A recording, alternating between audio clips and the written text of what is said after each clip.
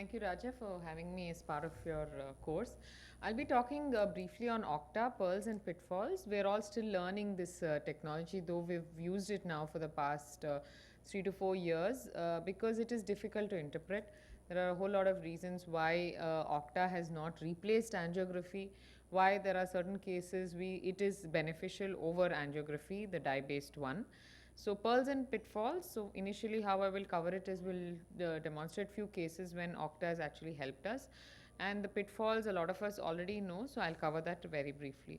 So no financial disclosures. We do have a lot of patients in whom we are wary of doing a dye-based angiography, maybe a patient with renal disease, maybe a patient who's apprehensive of an injection, maybe somebody who's had a reaction before, so they may not want to do it, and simply because you want to do it very often, you may not want to do the angiography. So, but you still have some subtle lesions where you want to detect and ensure that there is no neovascularization or something else that will change your treatment. So that's when you do need a solution, and Octa seems to be the way forward now. We've seen a very rapid evolution from OCT to OCTA. Fast image acquisition and better resolution has allowed it to the stage where we've reached now, swept source OCT, and which has over a lakh A scans per second. This is not only limited by now camera reading rates, you also can achieve faster acquisition speeds now. So it is definitely moved forward, and we know now that retina practice is incomplete without having an OCT, and I'm not sure when the time will come where even Octa is going to get that same place.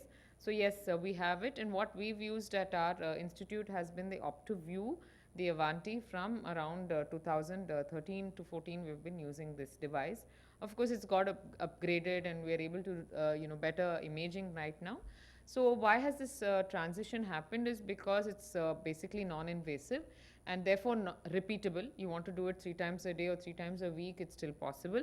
And if you don't take a print, you hardly are adding to the extra cost, and no dye is needed as a contrast agent here. So we have several Octa devices. You have the TopCon, the swept source device. You have the OptoView or the AngioView, which we are now using.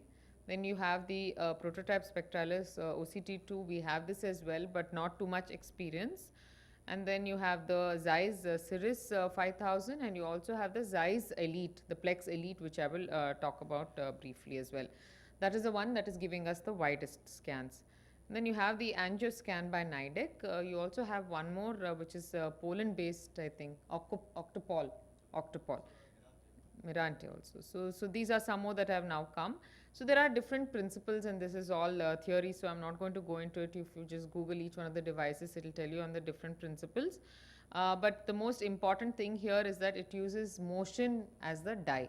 That's the simple difference between a dye-based angiography and the Octa, wherein you're just picking up only motion as the RBC's motion. So if you can see here in the small video, it's a single scan simplicity, doesn't take too long. You detect the red blood cells with sequential OCT B scans, and it's performed at the same location up to 4 times. So you see the RBC movement there, whether it's there or not there, and then you collate the information, and based on the properties of the light reflected, you identify blood flow. So it's as simple as that. But the most important thing that Octa has given us over an angiography is segmentation. You are able to see the superficial capillary, the deep capillary, the outer retina, and the choriocapillaries. So what you're getting is the actual placement of the lesion. You're actually able to tell where the depth is of any particular lesion, which you were not able to do with angiography. So just going to run through these slides. This is how the superficial plexus looks, and how the entire morphology of the blood vessels is that it has a centripetal pattern around the foveal avascular zone. And then you have the deep plexus, wherein the pattern is more closely knit and distributed again around the FAZ.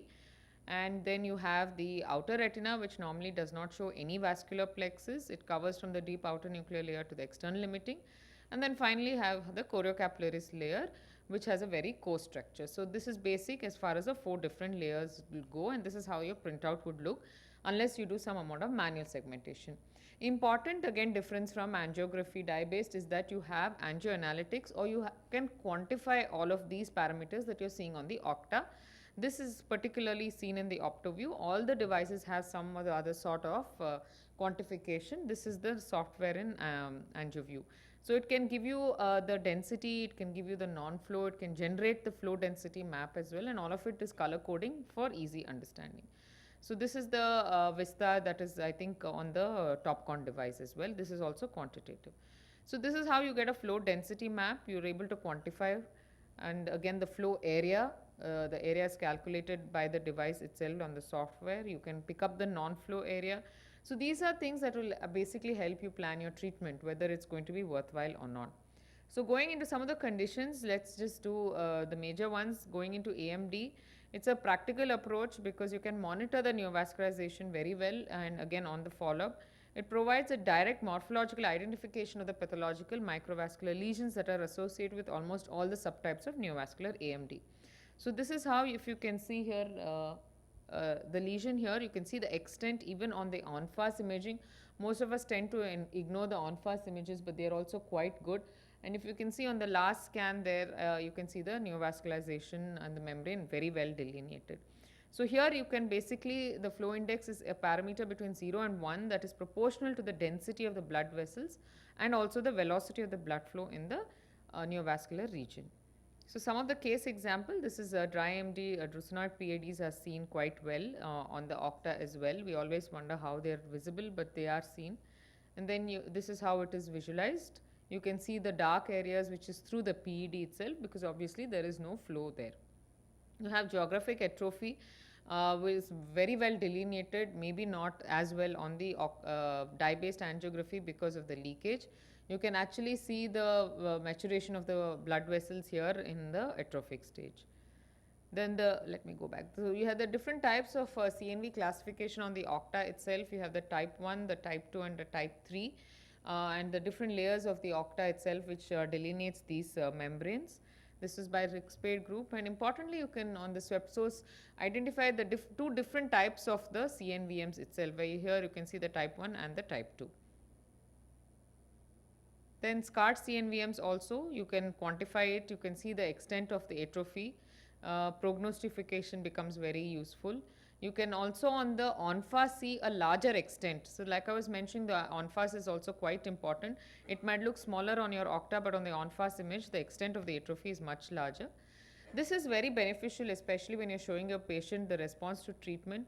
This is one patient where the membrane was visible, and this is just 1 week later. You can actually see shrinkage of the entire mesh of the neovascularization, and this is at 1 month.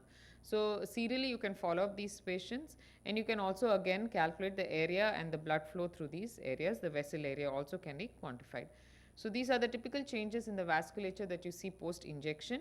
You can see how the membrane is shrinking at 4 weeks follow-up.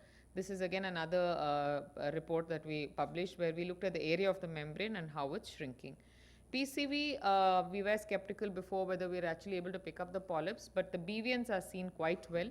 Sometimes if you're lucky, the polyps can be picked up as well, and I think Dr. Munna has been doing a lot of work on PCV, and she says now she can even pick up the polyps on Octa. So there it's visible very well, and the polyps are seen. And this is another example where we had a coexisting CSCR and PCV in the same patient. You had a peripapillary PCV, which again we were able to pick up as a darker area surrounded by a brighter area, and the BVN also was well appreciated. So I think it's become quite useful. And then this is again different patterns and activities of CNVs that you can see on Octa itself. This is a good publication again. You can see pattern 1 to 3 based on the shape, the branching, the presence of anastomosis and loops, and also the morphology of the vessels termini, presence of a perilesional hypo-intense halo as well. So some of the salient observations from this paper was you see a distinct vascular pattern at the level of the choroid and also of the outer retina. Outer retina definitely we should look for during segmentation. You can see irregular dilated and tortuous vessels, and also vessels regress both in caliper and intensity immediately post injection, and a serial follow-up shows a further narrowing of these vessels. In DME, we are able to detect diabetic retinopathy even without actually clinical evidence of edema, or on the OCT edema as well, because you can see the FAZ is altered much before clinical changes. This is the superficial and the deep plexus where we were able to actually image the FAZ very, very well. You are able to see microaneurysms as well across these different layers. This was the contour map grading across the different severities, mild, moderate and severe and PDR. We were able to published this. Response to DME, important is that more microaneurysms, larger the FAZ and lower the flow vascular index shows poorer response to treatment. So this is a paper by Lee et al. In 2016. Here this is how you see an altered FAZ on the superficial and deep capillary plexus, and the corresponding ONFAS also shows the same. This was an important correlation between the OPL and the DCP itself, wherein you showed that an irregular disrupted OPL and a DCP correlate, and also intraretinal cysts communicate between the inner and outer nuclear area corresponds to a non-flow area. I'll just take a minute, Raja, to summarize. Sure. Thank you. So MACTEL, I just want to tell you that it is not always possible clinically to differentiate if there is a neovascularization, but this we were able to show on the Octa only, where we picked up the neovascularization, and post-treatment with anti-VEGF, even this patient with MACTEL responded. This is an important sign that you can see on Octa, which shows retinochoroidal anastomosis in patients with MACTEL. CRAO published just post paracentesis, we were able to show that there is reperfusion. Patient's visual acuity obviously depends on this, so maybe it's a good worthwhile tool. High myopia, again because of the altered, this patient had altered vision but no obvious membrane, not willing for FA, she was expecting a baby, but just Octa picked up the membrane. Post injection you can see good resolution of the membrane regression. Our group has also showed that Octa can be used in infants, and this is where we showed that there was even deep layers showed neovascularization which regressed post laser. So coming to the pitfalls now, artifacts, you have motion and blinking artifacts, you have projection artifacts, you have shadowing, you have masking, segmentation difficulties, all of them are there, but we were able to overcome them by doing a lot of manual segmentation, and you have these artifacts correction possibilities also. So there is difficulties and limitations, but recent advances I think have shown that we are able to get much larger images using the Plex Elite, and this is one of them by Phil Rosenfield. And comparison, I think Dr. Anand will be talking more on the angiography. So to conclude, it has helped us and it is the way forward, and I think we have to just keep persisting. Thank you so much. Thank you, Chaitra. If anyone from the audience has any questions, can please come up to the mic. But Chaitra, so how important is it for a general ophthalmologist to have OCT angiography in the practice, given the cost? The OCT which is there, probably many more people have just a regular OCT than Octa. So are there any cases where you feel that you really need OCT angiography over OCT, and what percentage of your cases can be managed by just a regular OCT? Okay, so to answer your first question, no, not every practitioner needs to have an Octa. Right now I would still say it's a luxury because it's expensive, but the way forward is if you're upgrading your OCT machine, you might as well take it with the Octa, because all of them now do come with an Octa. So at the time of upgrading, I think it would make sense to take the Octa, because they do keep upgrading their software and their analysis, so you will get the benefit of this. Coming to your second question, which percentage of your patients do you depend only on Octa? At best, it's an ancillary tool now, but if I'm depending only on Octa, it would be for those patients who cannot undergo an angiography, dye-based angiography. And second is some cases like I just showed you, patients with myopia, and you cannot either pick it up on clinical or angiography, we are able to pick up the membranes only on Octa. So those are very important points, that some diseases for retina specialists we do rely on Octa, but given the pitfalls also, and also many of the cases in terms of decision making for treatment from the patient's perspective, OCT is probably enough in most cases. So at this time, OCT probably is still the workhorse. Thank you very much, Chaitra. Our next speaker is Dr. Anand Rajendran, who will be, yeah, please. Basically, I have two questions over there.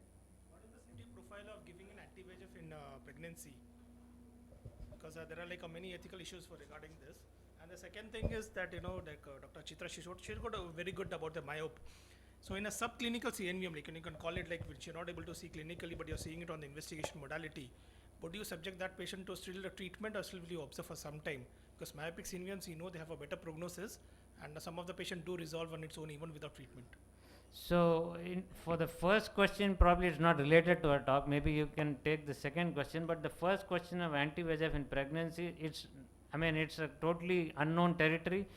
To be safe on from your medico-legal perspective as well as from the actual point of view of any teratogenesis, definitely not prescribed in the first trimester for sure, but even in the second and third trimester you must avoid it at all costs because of unknown reasons, especially if it's a disease which can be treated by steroids. If it's, let's say, diabetic macular edema or some inflammation, you can always use intravitreal steroids or even systemic if it's required.